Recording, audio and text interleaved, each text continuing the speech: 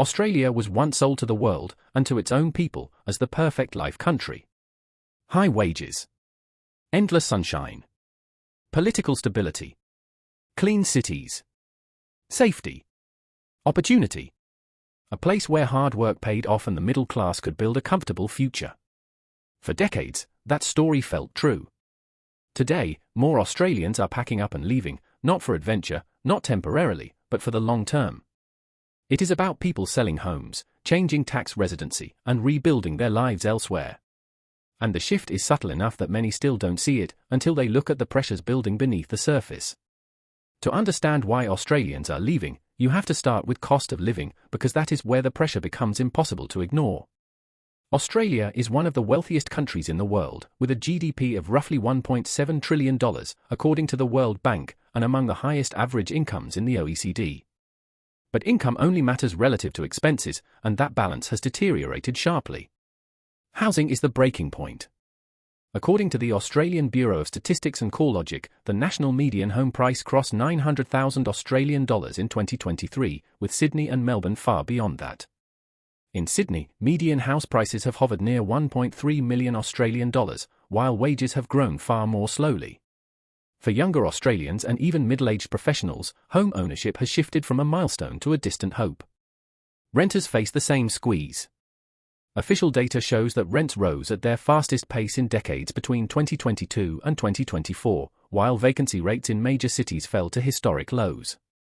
In simple terms, people are paying more just to stand still. When housing absorbs a growing share of income, everything else, savings, family plans, retirement, gets pushed aside. At the same time, everyday costs climbed faster than paychecks. Australia experienced its highest inflation in over 30 years in 2022, peaking above 7.8%, according to the Reserve Bank of Australia. Even though inflation moderated in 2024, prices never went back down. Groceries, utilities, insurance, childcare, and transport all reset at permanently higher levels. Wages increased, but not enough to restore the purchasing power people had before. This creates a psychological shift. People stop asking, "How do I get ahead?" They start asking, "What am I working for?" Taxes amplify that feeling. Australia's income tax system is progressive and effective, but for middle and upper middle earners, marginal tax rates rise quickly.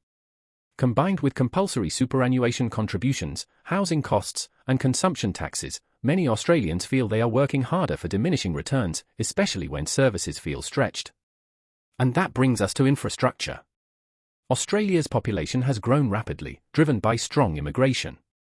According to the Australian Bureau of Statistics, Australia added more than 500,000 people in 2023 alone, one of the fastest population growth rates in the developed world. Population growth can be an economic strength, but only if housing, transport, healthcare, and schools expand at the same pace. They haven't. Hospitals face longer wait times. Public transport is overcrowded. Roads are congested. Schools struggle to keep up. None of this feels dramatic on its own, but together it creates friction in daily life. Competition intensifies, for rentals, for jobs, for services, and the sense of ease Australia was once known for begins to erode. Work itself has changed too. Australians work some of the longest hours in the developed world, according to OECD data, yet productivity growth has slowed. Many professionals feel stuck, working harder, taking on more debt, but seeing fewer real gains. The traditional promise, work hard, buy a home, enjoy balance, no longer feels guaranteed. This is where expectations collide with reality.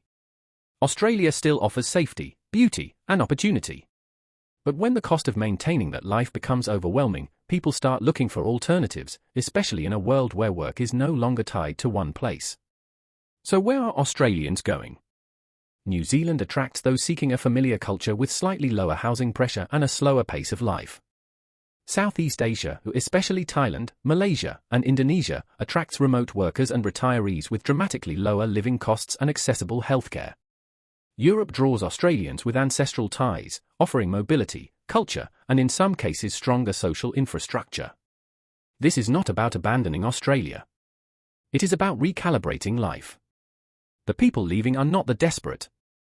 They are often educated, mobile, financially aware, and globally minded. Economists sometimes call this a selective outflow, when those with the most options choose to exercise them. And that matters. Because when skilled workers and middle-income families leave quietly, the effects take time to show.